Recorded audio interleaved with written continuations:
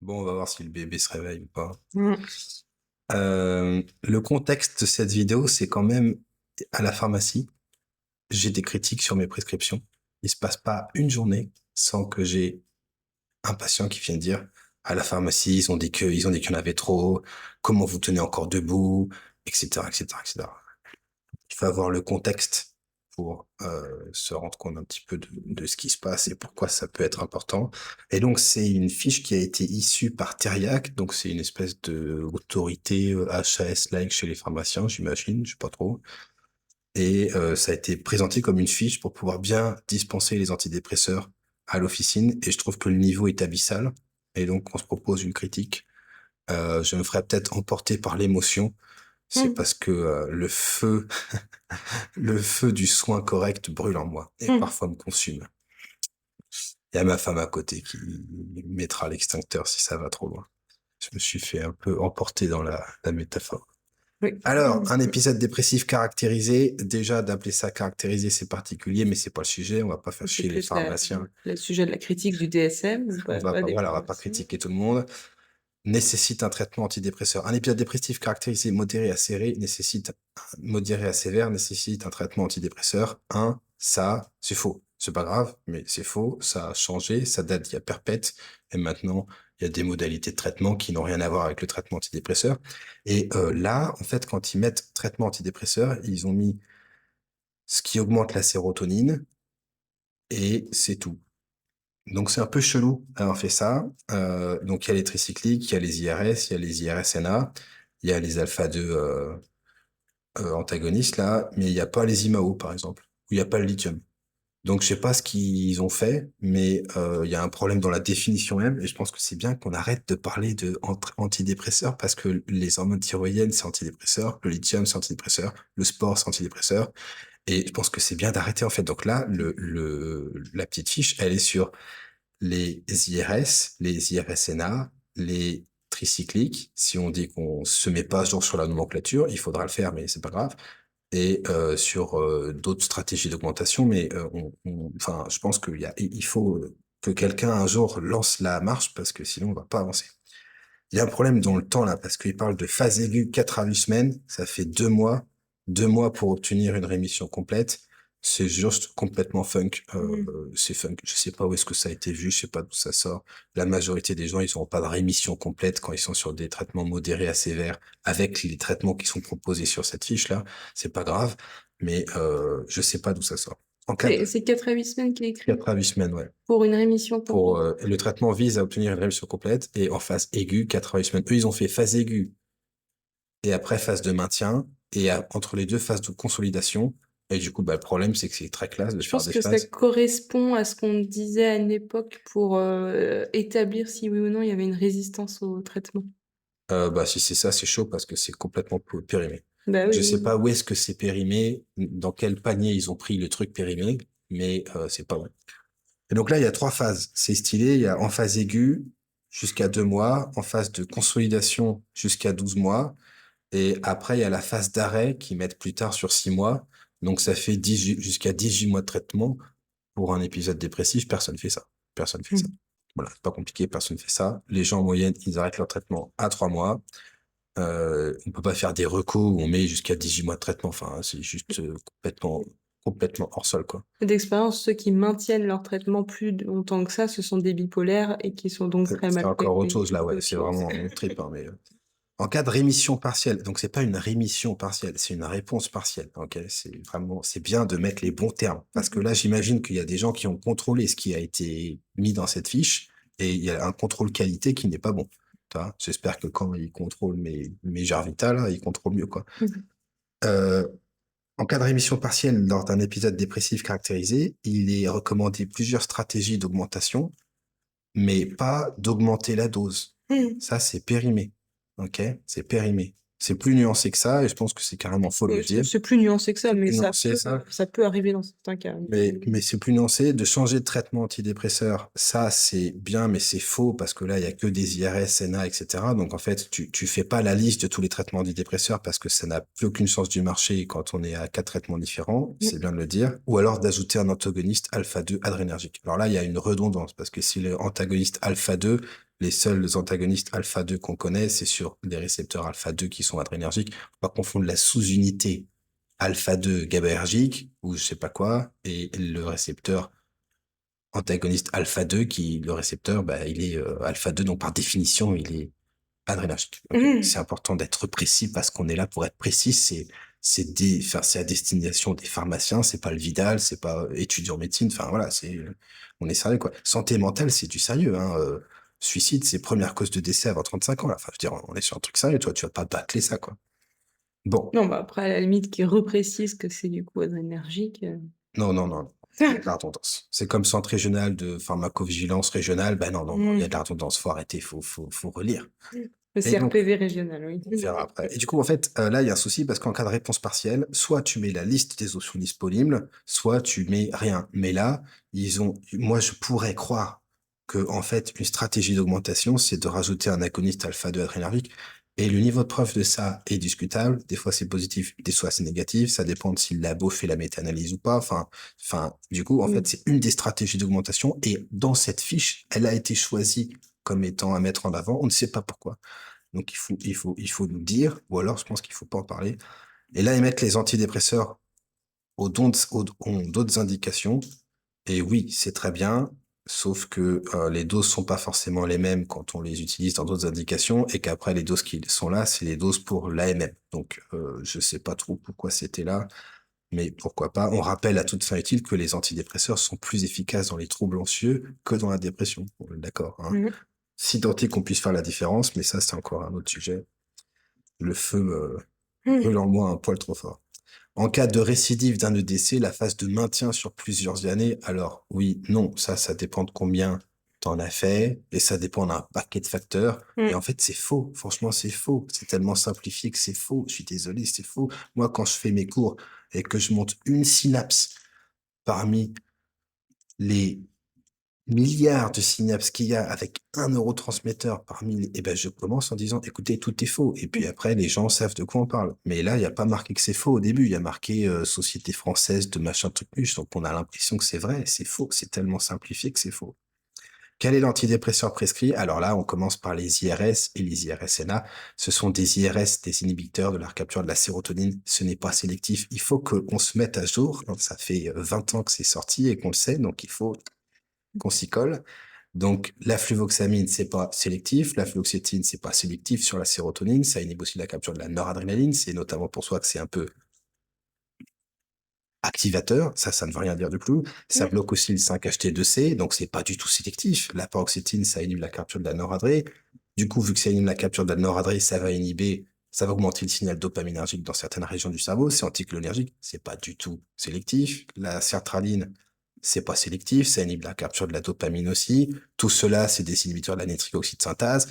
Enfin, c'est juste pas bon de dire ça, quoi. C'est pas bon. Donc, Que le Il y a que les il n'y a citalopram. que les citalopram et le citalopram, et ça, gros warning, qui n'est pas bon non plus d'ailleurs, mais Mmh. on va le faire dans 2 secondes. Donc il faut arrêter d'appeler ça des ISRS, c'est des IRS. Il faut le faire, il faut le faire. Oui. Inhibiteur de la recapture de la sérotonine et de la noradré, oui, ça dépend des doses, parce que avant la vaccine à 37,5, ben, c'est pas très très noradrénergique, hein. Donc Mmh. je pense que ça aurait été bien de nuancer un petit peu, ou alors de préciser, écoutez, on va faire des copier-coller des doses du Vidal. Mmh. Comme ça, on sait que bah, c'est juste des copier-coller des doses du Vidal, quoi. Et comme ça, on donne pas l'impression qu'on apprend un truc ou que c'est un truc maîtrisé, ou je sais pas quoi, tu vois, c'est juste, bon, Mmh. bah, c'était copié, machin, quoi. Donc là, il y a des doses qui sont prescrites. Donc en fait, c'est la dose la plus possible, la plus faible possible, en forme comprimée ou gélule. Et après, c'est la dose la plus haute autorisée dans le Vidal. Donc ce tableau, il sert à foutre rien, en fait, hein. Ah Ça oui. sert à que dalle. Enfin, tu vois, tu peux avoir la même info sur le Vidal ou même sur Google.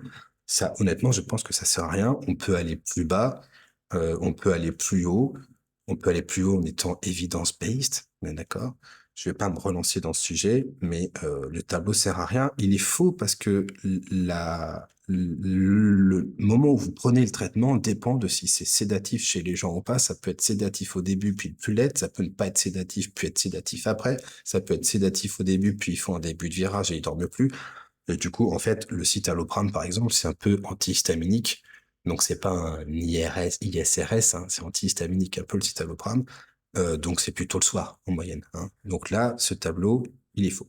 c'est pas grave, mais il faut. La paroxétine, c'est le soir. En moyenne, Ah c'est le oui, c'est soir. C'est anticholinergique, anticholinergique, ben, ça fatigue, hein, la paroxétine, en moyenne, c'est le soir. Donc, il y a des gens qui sont réveillés, machin, mais là, il aurait fallu mettre, ça dépend des gens, ou mettre comme dans la fluoxétine, soir ou matin. C'était le plus correct. Mmh. Effet indésirable. Donc là, il y a troubles digestifs. Très bien. Troubles neurologiques transitoires. Très bien. Troubles sexuels pas transitoires. Ça aurait été bien de le mettre. C'est ça qui fait que les gens arrêtent. Si on a mis troubles, là, moi, j'ai l'impression qu'il y a un biais. J'ai un biais. Je suis patient. Je me dis, attends, les gars, sur un trouble, quand c'est transitoire, ils le mettent. Mais après, quand c'est pas transitoire, ils me le mettent pas. Mais il Mmh. faut que les gens savent. C'est pas Sache, transitoire. sache. Ça, faut que les gens sachent. Ah ouais, sage. Oui, il faut que les gens Il sachent. faut que les gens sachent. Mmh. Et ben, c'est très bien. Maintenant, ils savent, les troubles sexuels, avec les IRS, c'est pas transitoire. En moyenne, il faut arrêter le traitement. En moyenne. Alors après, ça demande, est-ce que c'était présent avant la dépression, etc. Est-ce que tout s'améliore sauf ça? Ça demande un petit peu de finesse, mais là, il n'y a pas de finesse. Et donc, on va se dire, ben, si tu préviens que les autres sont transitoires, tu préviens que ceux-là ne le sont pas, quoi. Oui et puis, enfin, c'est pas les mêmes troubles que dans la dépression en Bah, plus, des fois, c'est pas si souvent. clair. Des Des fois, fois, c'est c'est pas pas si si clair. clair, mais Donc moi, j'aurais bien aimé qu'ils mettent pas transitoire. Si on précise transitoire, parce que sinon, je me dis, bah, tu vois, c'est biaisé pour qu'on prenne le médoc. Moi, je suis un peu parano. Et après, il y a hyponatrémie. Alors là, c'était le cheval de bataille du bidule. Là, c'est Mmh. hyponatrémie. Il y a hyponatrémie partout avec la mirtazapine, avec la myocérine, et avec la gomélatine, alors que c'est celui-là qu'on propose éventuellement. Enfin, il y a hyponatrémie, ils étaient pas pour. Mmh. Il y a entre les deux plein d'autres effets secondaires, parfois plus graves, souvent plus fréquents que l'hyponatrémie, mais ils n'ont pas été mis. Alors, comment est-ce que vous avez choisi ça? Je sais pas.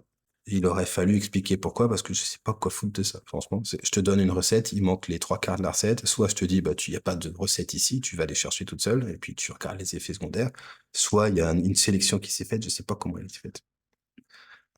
Effets secondaires plus spécifiques, IRSNA, troubles cardiovasculaires.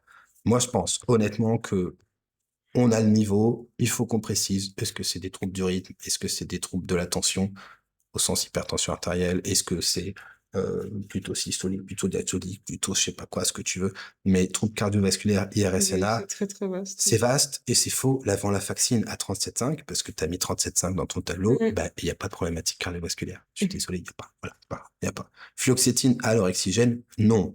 Ça, la FDA approved, approval, et la MM, je crois, j'en sais rien. Ouais, je sais pas. La MM, bah, faudrait savoir, je donne pas l'exemple. Oh bah, alors Pour, là, même moi, ouais.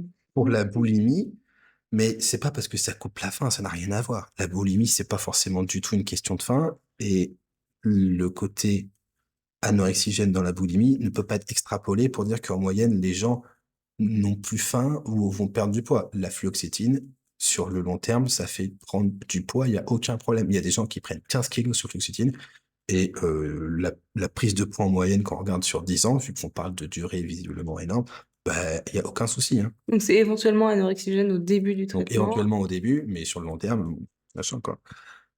Et ça, faut prévenir les gens parce qu'il y en a qui viennent, je suis là, il fait perdre du poids. Non. Paroxétine anticholinergique, oui. Bien. C'est bien. Mais du coup, il aurait fallu le mettre le soir. Il aurait fallu le mettre ce soir, du coup, là, il y a un souci. OK. Escitalopram, allongement du QT. Alors là, ils sont fait les petits coquins, ils ont mis S entre parenthèses. Moi, je suis con, je me dis que le citalopram et l'escitalopram augmentent le QT. Il faut connaître l'histoire. Quand la FDA, sur des interrogations, a demandé de faire les études pour regarder l'effet du QT sur le citalopram et le escitalopram, l'escitalopram, c'est 6,6 millisecondes à 20 mg par jour en une prise. 6,6 millisecondes. La FDA a dit, écoutez, on va enlever le warning sur ça parce que franchement, c'est pas un souci. L'EMA, qui est en mode zéro prise de risque, ils ont foutu le warning partout. C'est bien de mettre des warnings et de faire flipper tout le monde.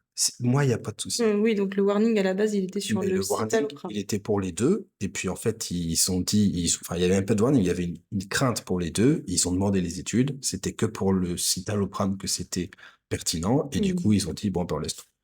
Parce que moi, je trouve des études où il y a des QT allongés avec la fluoxétine, etc., etc., etc. Mmh.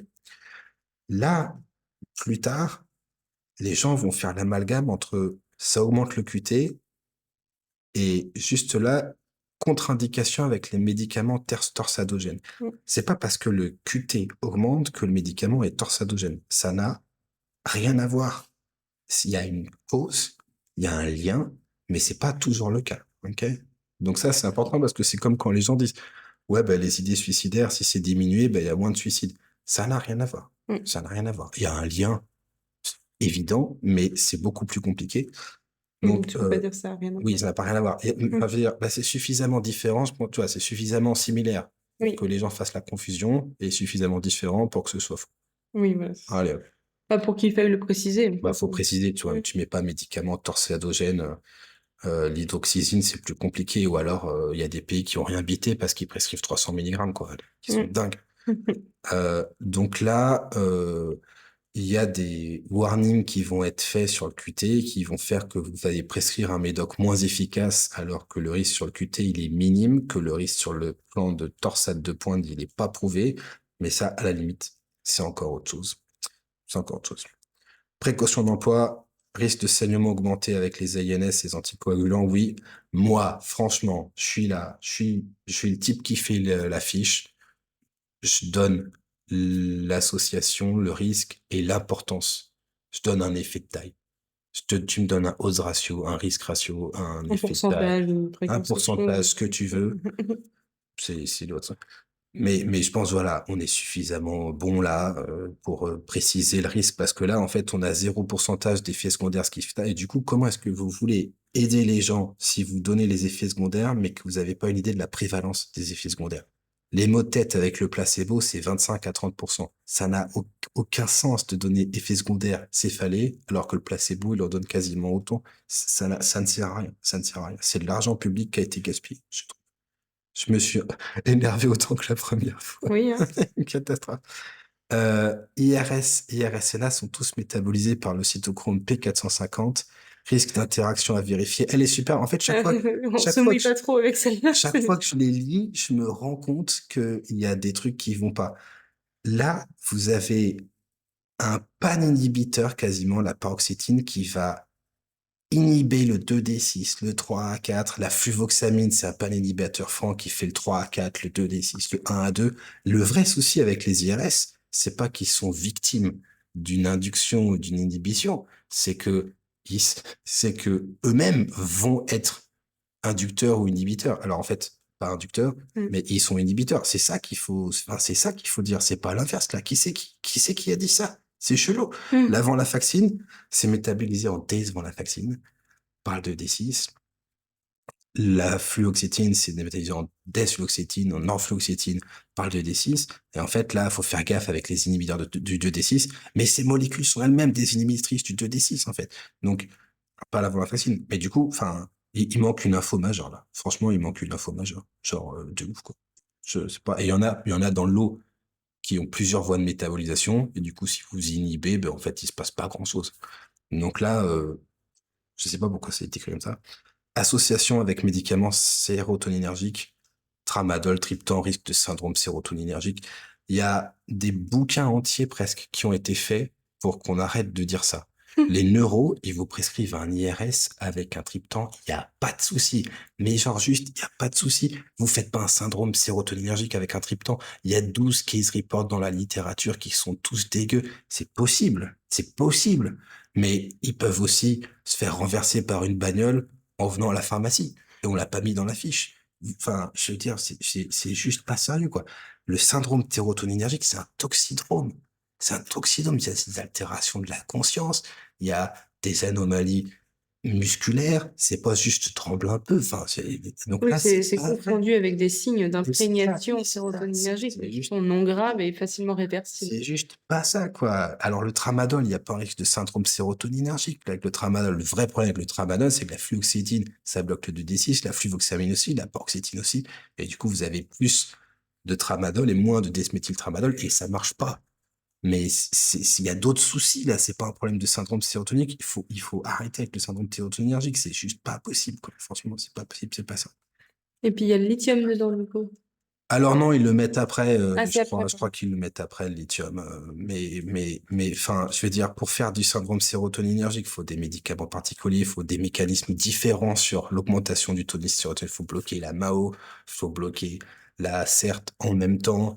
Enfin, je veux dire, c'est juste pas très sérieux, quoi. Antagoniste alpha-2 adrénergique. Donc, un, c'est pas alpha-2 adrénergique, et deux, c'est faux. C'est faux, c'est faux, c'est faux. La mirtazapine, c'est un sac HT3 bloquant, c'est un sac HT2A bloquant, c'est un sac HT2C bloquant, c'est un alpha-2 antagoniste présynaptique. C'est pas du tout pareil, on est d'accord. C'est un alpha-2 antagoniste, mais les récepteurs alpha-2, ils sont aussi sur des neurones sérotoninergiques. Mon Dieu, donc c'est aussi sérotoninergique. Donc là, je sais pas pourquoi t'as mis adrénergique, c'est pas bon. Enfin, vraiment, il est pas bon, ce truc.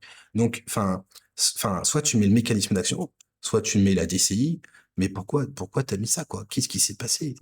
Où est-ce qu'il y a une classification qui a dit ça? Et me dis pas, c'est dans un bouquin écrit en français ou dans le Vital, ça m'intéresse pas du tout, quoi. Il faut sortir de la France, il faut sortir.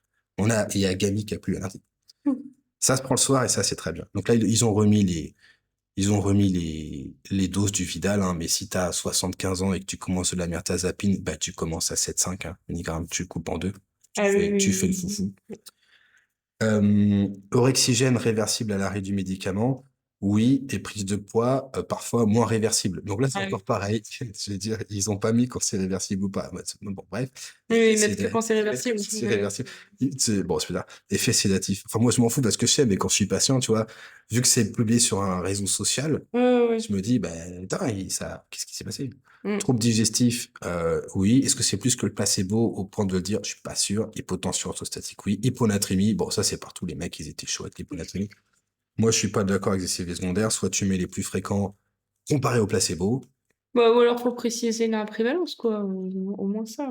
Euh, soit tu mets le plus fréquent par rapport au placebo, soit tu donnes les prévalences carrément, quoi. Je veux Oui, dire, c'est ça. perdu pour perdu, bah, tu mets des pourcentages. Je veux Mmh. dire, c'est pas faux. Alors là, c'est les tricycliques. Euh, Bon, là, il y a quand est-ce qu'on prend le tricyclique? Franchement, faut pas réfléchir, vous le prenez le soir. C'est pas compliqué. Mmh. Le type qui a mis clomipramine le matin, Il en a jamais pris. il en a jamais pris. Je pense qu'il en a jamais prescrit. Le type qui a lu et qui a laissé clomipramine le matin, faut le virer. Il a pas relu le tableau, quoi. Dosulépine, c'est pareil, et imipramine, c'est pareil. Enfin, je veux dire, les pubs de l'imipramine, à ce moment-là, c'était aussi parce que ça calmait, si vous voulez. Enfin, vous pouvez pas prendre ça le matin, c'est pas possible. C'est juste pas sérieux. Il y a des gens, enfin, est-ce que tu te rends compte du caractère absurde du truc? T'es là, t'es pharmacien, t'as tolérance zéro au risque. Faites gaffe, faites gaffe, faites gaffe. Et après, tu mets de l'imipramine le matin. Il y a des gens qui vont se casser la gueule. C'est sûr. Ah oui. Ça n'a pas de sens. Donc là, faut les prendre le matin, faut pas réfléchir. Et si les patients n'arrivent pas à dormir, eh ben, il faut un virage jusqu'à preuve du contraire. C'est chelou de pas dormir avec de la clomipramine dans la tronche le soir. C'est chelou. OK? Euh, c'est pas toujours le cas, on est d'accord, hein. Ok. Effet indésirable, effet anticholinergique. Donc ça, c'était bien. Donc là, ils sont chauds. Sécheresse buccale, oui. Constipation, oui. Tachycardie, oui. Rétention urinaire, oui. Ou juste dysurie, hein, ça commence comme ça. Tremblement des extrémités, horreur. Ça n'a rien à faire ici. Mmh. Catastrophe. Catastrophe. C'est même plus loin ça va même plus loin. Enfin, c'est des anticholinergiques. Donc, il y a des gens qui vont moins trembler avec. Il y a aussi des gens qui vont trembler, mais c'est pas un effet anticholinergique, ça sert à rien à voir. Mmh. Et après, confusion. Bon, ça, c'est toujours le truc. Ça marche. C'est, ouais. Plus hypotension orthostatique, oui. Troubles sexuels, oui. Insomnie, agitation, oui. Voilà, prise de poids, machin, machin. Sédation, hyponatrémie. Bon, lui, il est partout. Mmh. Mais du coup, Le quand tu es... banger. Donc là, ils sont marrants, ils ont fait insomnie, agitation, sédation, mais il y en a quand même la moitié qui se prennent le matin. Donc, bon, voilà. Contre-indication avec antécédent cardiovasculaire. Aussi plus compliqué, mais pourquoi pas.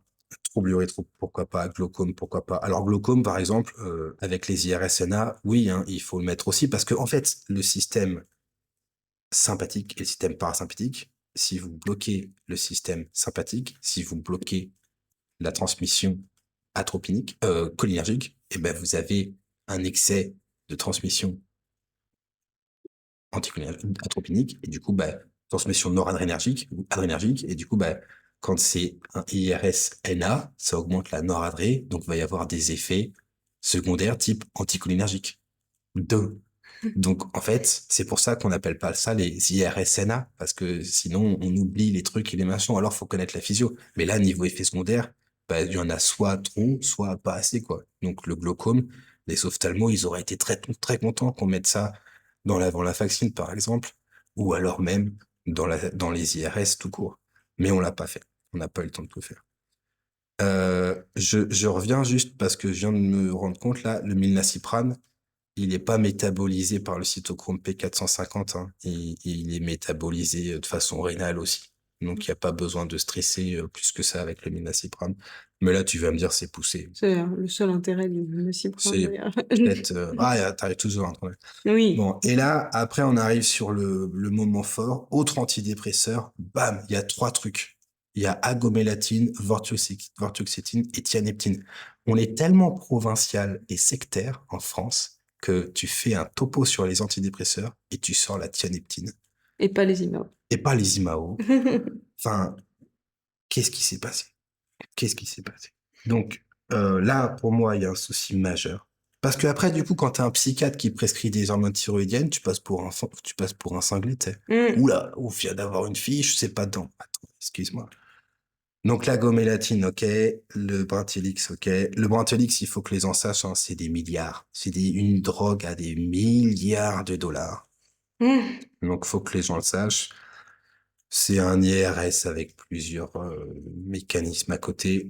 L'effet de taille sur le portefeuille des nations est probablement plus important que l'effet de taille sur l'amélioration clinique de la maladie dépressive, mais ça, c'est encore autre chose. La tianeptine, moi, je vois pas trop l'intérêt de prescrire ça, honnêtement. Je pense que vraiment, c'est un peu flippant. Mais si tu mets la tianeptine, tu mets le lithium. Merde. Bon. Alors là, ils ont refait la partie syndrome sérotoninergique. Les gars, ils sont en panique. Ils sont en panique. Donc c'est là où ça y est. Donc tout antidépresseur et là ils mettent lithium. Donc moi je leur ai mis. Enfin, visiblement ils savent que ah non ça n'a rien à voir. Mmh. Ça n'a rien à voir. Donc là ils parlent de médicaments sur. Alors oui, le lithium c'est un peu sérotoninergique, mais le lithium c'est un excellent antidépresseur. Deux, il y a même des études où les petits coquins ils disent que c'est aussi efficace que la eskétamine, mais ceux-là c'est des mécréants. Donc on Mmh. va faire comme si on les avait pas entendus. Ils font que faire chier tout le monde. Mais c'est pas sérotoninergique, vous faites pas un syndrome sérotoninergique du lithium, vous n'en faites tellement pas que le lithium, une des stratégies d'augmentation dans la dépression, c'est de mettre des IMAO avec da. Donc en fait, ça va bien se passer, hein, c'est pas un souci, ça va bien se passer. Le triptan, pareil. Donc là, ils ont refait un copier-coller, ils ont vraiment paniqué. Riche de syndrome sérotoninergique, mise en jeu du pronostic vital. Alors ça t'arrange, tu vois, t'es psychiatre, t'as un patient, il est résistant, tu rajoutes du lithium et de la fluoxétine, la pharmacie, ils voient le warning, syndrome sérotoninergique, ils disent, oula, c'est très dangereux, faites gaffe. Enfin, ça marche pas, hein. Ça, c'est pas une façon de bosser. On peut pas juste avoir tolérance zéro pour le risque parce que du coup, on prend d'autres risques. Mmh. Exemple, ma patiente, je lui prescris de la lamotrigine. Je l'informe du risque de réaction cutanée grave. L'aïeul Steven Johnson, ok. Elle est atteinte d'un trouble bipolaire, pas d'épilepsie, donc les risques sont plus faibles. Elle a une chance sur 4000, une chance sur 3000. C'est pas fréquent. Je négocie, elle prend la boîte, elle ouvre la boîte, bam, qu'est-ce qui tombe par terre? Appelez le SAMU si vous avez machin. Elle a jeté la boîte. Mmh. Elle est pas, elle est dépressive. Mmh. Elle est pas zinzin. Qu'est-ce qu'elle a fait? Elle a fait une tentative de suicide 2 semaines après parce qu'elle est dépressive. Elle arrive à l'hosto, le mec lui en avait ras le bol, il l'a quitté. Nanana. Est-ce que vraiment il fallait la mettre, cette carte? Mmh. Je suis pas sûr. Mais bon, c'est autre chose. Donc là, on passe à la deuxième étape. Tricyclique, effet anticholinergique qui risque d'hypotension intracystique quand vous êtes chez des personnes plus âgées. Oui, ça c'est sûr. Modalité à privilégier selon le contexte. Alors là, la venlafaxine est psychotonique. Donc là, c'est vraiment Ouh là, oui, ça la sémiologie française. Genre, on s'est fait un petit caviar, quoi. On s'est sorti une bouteille qui avait 35 ans. Bon, pourquoi pas. En cas de dénutrition ou d'insomnie, mirtazapine, alors, oui, mais si les gens sont dénutris, parce que moi j'ai vu des gens en gériatrie qui avaient perdu 20 kilos, on avait mis de la mirtazapine, bon, en fait ils avaient une hémopathie ou une pathologie oui, maligne. c'est ça. Fallait peut-être Voilà, remettre un antibio parfois faut ou des noter, quoi. corticos, autre Et du coup, chose. la escitalopram, si pas de médicament torsadogène à côté, bah, c'est plus compliqué. S'il y a quelqu'un qui veut faire un petit podcast avec moi sur l'escitalopram et qu'est-ce qui est arythmogène, qu'est-ce qui est torsadogène, est-ce que ça a du sens de restreindre la prescription alors qu'on n'a même pas de kaliémie? Est-ce que ça a du sens de dire pas de médicaments hypocalmimants, mais pas de regarder la magnésémie? Enfin, moi, je suis chaud. Mais ça risque de pas être agréable pour qui que ce soit. Femme enceinte ou allaitante, pas d'arrêt brutal, ça c'est bien. Projet de grossesse, consultation médicale, ça c'est bien. Pour toute question, contactez le centre régional de pharmacovigilance de votre région. C'est un pléonasme, mais ça, c'est pas grave. Médicaments à privilégier, se référer au CRAT. Je trouve qu'ils sont pas méga à jour, mais on va pas passer, Pourquoi pas? pourquoi pas. Allaitement, paroxétine, sertraline, mirtazapine. Oui, mais vu que la femme a été enceinte, eh ben, elle avait pas de paroxétine parce que c'est le pire traitement qu'on puisse Ah oui. inventer quand on parle d'antidépresseurs. Donc, voilà. Donc là, il y a les hygiènes de vie, l'hygiène de vie, et c'est très bien. Et là, oubli d'une prise, moins de 2 heures, vous prenez le traitement, plus de 2 heures, se référer aux fiches du réseau PIC du médicament. Là, si ça fait plus de 2 heures, vous le prenez le médoc, hein. Enfin, je veux dire, enfin, quand vous êtes atteint d'un trouble dépressif, les gens, ils sont pas trop fans de prendre des médocs, ils ont pas trop envie de prendre des médocs, de façon générale. Ils ont du mal à se décider, il y a des problématiques exécutives diverses et variées. Ils arrivent chez vous, ils prennent le traitement. Si jamais ils ont pas pris le médoc, eh ben, c'est pas grave, ils le prendront demain, c'est pas grave. Ça, il y a une demi-vie plasmatique qui, en moyenne, est largement suffisante pour sauter une prise, c'est pas un souci.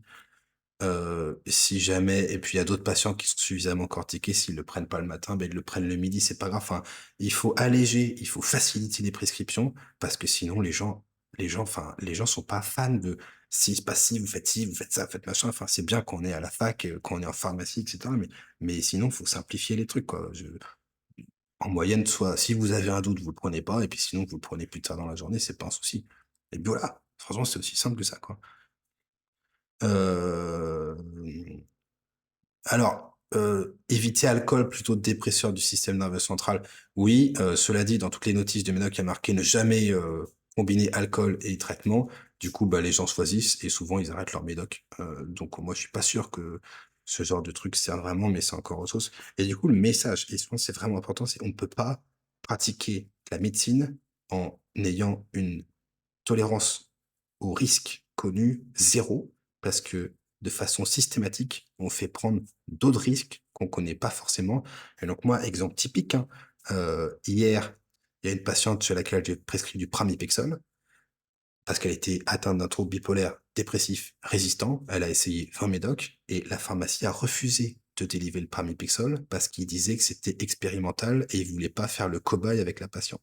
La pharmacie pêche par ignorance parce que c'est un traitement qui est proposé dans la dépression résistante depuis des décades et qui est, par exemple, dans le dernier textbook de psychopharmacologie de l'American Psychiatric Association. Et du coup, elle a exposé la patiente au risque de pas être traitée pour sa dépression, alors que moi j'étais en arrêt pendant 2 mois. Elle a préféré prendre ce risque-là plutôt que d'essayer de commencer le pramipexole. La pharmacie est coupable, un, de ne pas avoir ne serait-ce que se regarder sur Internet si c'était fait ailleurs, et deux, d'avoir pris cette décision-là. Il y a des drames qui se font parce que les gens estiment que le traitement est plus dangereux que l'absence de traitement, et c'est parfois faux. Je suis stigmatisé en tant que patient parce que je suis atteint d'un trouble mental. Je suis stigmatisé en tant que psychiatre parce que je refuse de penser que on critique autant que ça les prescriptions d'un cardiologue. Je veux dire, quand vous avez un patient qui a fait 4 infarctus et que c'est un miraculé, je pense pas qu'à la pharmacie, il y ait des pharmaciens qui disent: «Ouais, ouh ou alors des préparateurs en pharmacie, hein, je sais pas qui fait ça, mais qui disent: «Ouh il y a quand même beaucoup de médocs là, faudrait peut-être faire gaffe un peu. Ouh vous êtes encore en vie, vraiment?» Et il y a des patients psychiatriques qui sont des miraculés et vous allez être obligé de délivrer du hors MM. Si vous le faites pas, vous allez être obligé de justifier pourquoi vous le faites pas et vraiment moi je ferais un peu je ferais honnêtement un petit peu gaffe. Donc il y a pas mal d'émotions dans cette présentation. Il n'empêche que cette fiche-là, à mon avis, elle vous fait penser qu'il y a un peu de compétence et ça peut donner une illusion de connaître des trucs. Honnêtement, c'est pas suffisant pour un interne de premier semestre en psychiatrie. C'est insuffisant. Elle est d'un niveau extrêmement faible. Je pense pas qu'elle aide quoi que ce soit. Je pense pas qu'elle aide qui que ce soit. Et quand je vois le nombre de critiques d'ordonnances que j'ai à la pharmacie, mais parfois c'est des trucs, parfois c'est des patients, ils ont moins de traitement que quand j'ai commencé.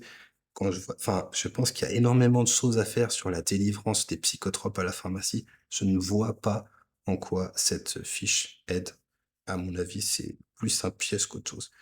J'ai pas commenté sur ça parce que j'ai zappé. Vous faites pas la diminution sur 6 mois. Il y a personne qui arrête un traitement antidépresseur sur 6 mois, ça fait 18 mois de traitement. Il y a personne qui fait ça. Levée d'inhibition psychomotrice, ça n'a jamais été retrouvé. Ça, c'est un mécanisme, c'est la voie finale commune sur plusieurs mécanismes et probablement qu'il y a de l'acathisie, qu'il y a des débuts de virage. Ça, c'est un truc qui n'est plus dans la littérature. Il dynamise le patient rapidement alors que le redressement mais non, mais enfin, c'est fou ça, juste c'est faux, quoi. Heu, Initiation du traitement à des doses progressives, ça dépend. Délai d'apparition de l'effet thérapeutique 2 à 4 semaines. Non, ça, c'est le temps qu'il y a pour se séparer du placebo dans les études, mais les patients, on leur donne pas c'est pas des RCT là, c'est quand vous leur filez un médoc, qu'est-ce qui se passe? C'est en fait le placebo, comme le traitement antidépresseur, en moyenne, c'est 1 à 2 semaines, donc faut pas se faire avoir. Parce que le Brintellix a dit: «Ouais, ça marche plus vite», mais ben non, non, non, en fait, ça m'a les en pratique et pas en RCT, tout marche plus vite. Surveillance étroite du patient, OK, mais il y a plus de psychiatre, donc je sais pas trop. Co-prescription limitée dans le temps d'anxiolytiques type benzodiazépine, bah, ça, faut arriver à prouver que les benzos diminuent la levée d'inhibition psychomotrique et franchement, bon courage pour prouver ça. Donc là, c'est une case encore de cette fiche qui est, je pense, fausse. Et là, bah, c'est juste pas les bonnes enfin, c'est juste pas les bonnes durées, quoi. Vous diminuez pas sur 6 mois, franchement. De toute façon, les gens le font pas. Et switch antidépressante sur le wiki là, moi je connais switch antipsychotique et c'est pourri, c'est pourri. Enfin, juste c'est pourri. Franchement, c'est juste pas utilisable en pratique. Vous m'en sortez un en moyenne, je vous fais mieux et je suis pas un expert de la pharmaco. Donc ça, je sais pas ce que ça fait là, honnêtement, franchement, je sais pas ce que ça fait. Je pense que c'est pareil, c'est un coup à penser qu'on connaît un peu alors qu'en fait, bah, ça se fait patient par patient, molécule par molécule, ça dépend des autres molécules à côté. C'est juste pas sérieux de proposer ça, à mon avis. Vaut mieux rien donner que donner un truc à moitié faux. Donc voilà, il y a de l'émotion, mais il y a aussi de la justesse. Allez hop.